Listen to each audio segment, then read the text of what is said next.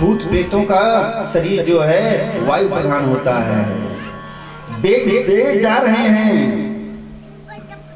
कि वहां यज्ञ में जितने ऋतिक आचार्य गण थे देख रहे हैं, कहा अचानक ये गोधूली बेला कैसे आ गई।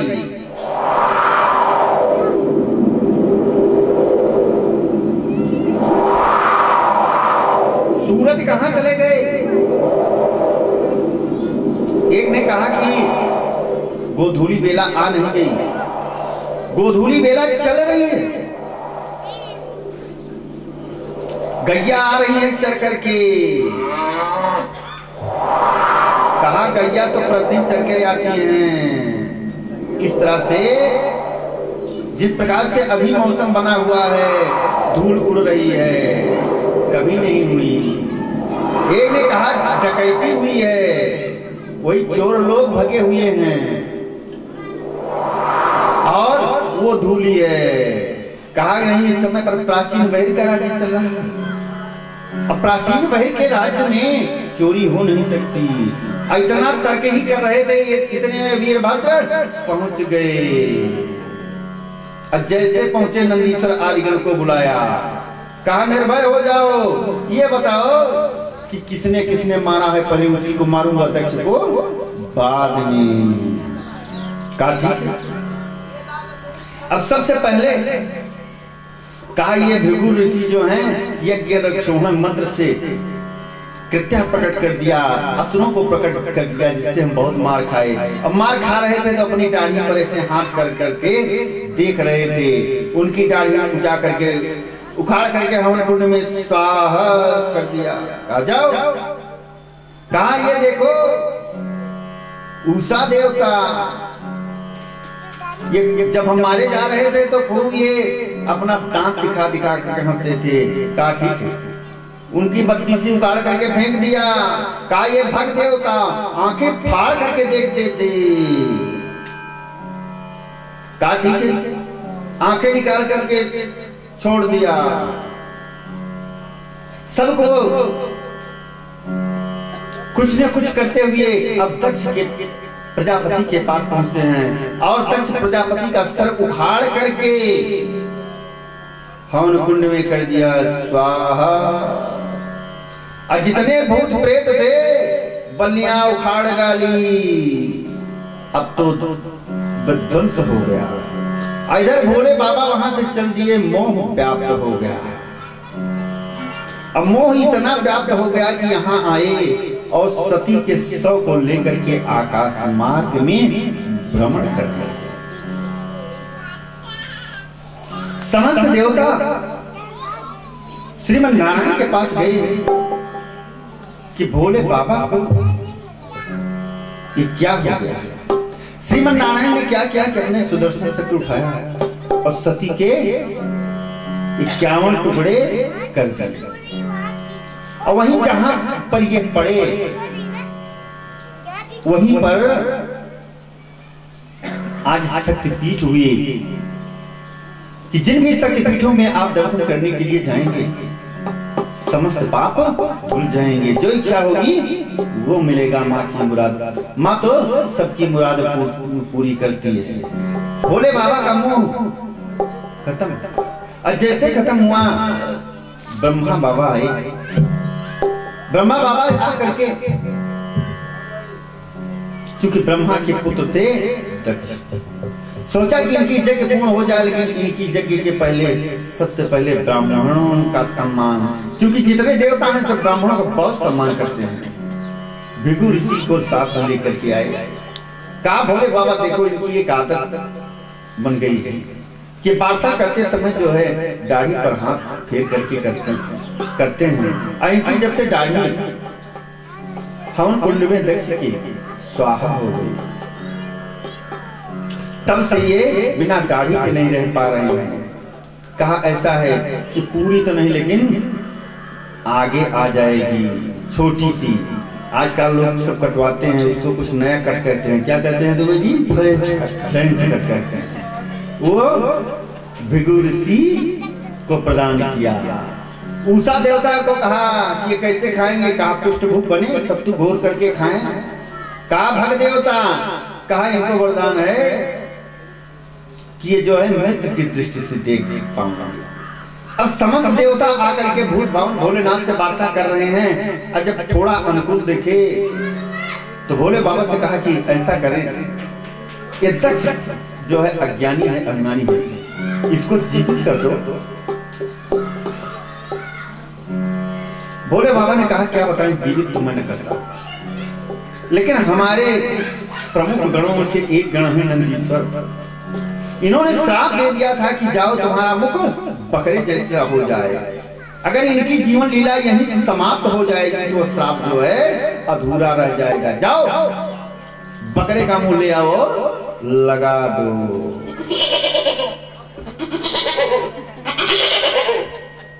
अब तो बकरे का मुंह लग गया। अब बकरे का मुंह लग करके जैसे बकरे का मुंह लगा, वैसे समस्त ब्राह्मण देवता और सभी मिलकर के स्तुति करते हैं, कहते हैं तम गतस्तम हवस्तम भूतासा स्वयं तम ही मंत्रा समद गर्भपात्राणि चा तम सदस्त्रिदो दंपति देवता अग्निहोत्रम स्वधा सोम आजम पशु। सबने स्तुति किया। अब दक्ष क्या करता है कि दक्ष बकरे की आवाज में बोलता है। आज भी जितने शिव भक्त हैं ना, वो क्या करते हैं, शिव मंदिर में जाते हैं, बम बम बम बम बोलते हैं, गाल बजाते हैं, और जब गाल बजाते हैं बम बम बोलते हैं तो भोले बाबा को अपनी ससुर की याद आ जाती है, और ये भी याद आ जाता है कि जैसे उन अपने ससुर का मनोरथ पूर्ण किया, वैसे सबका मनोरथ पूर्ण करें। आज भोले बाबा से सब विनती कर रहे हैं, आइए हम आप लोग भी भोलेनाथ बाबा से, क्योंकि दक्ष कह रहा है कि हमारी तरफ देखो,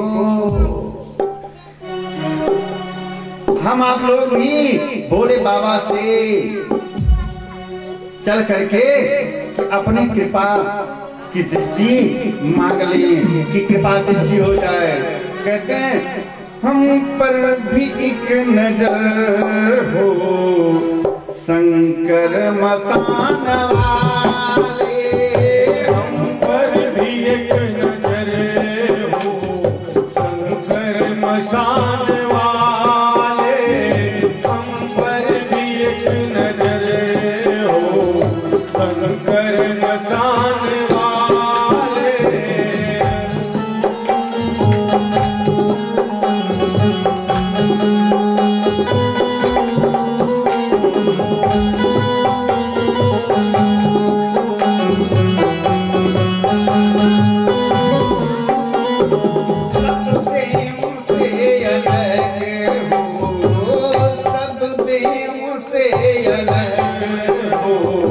और रंग है निराला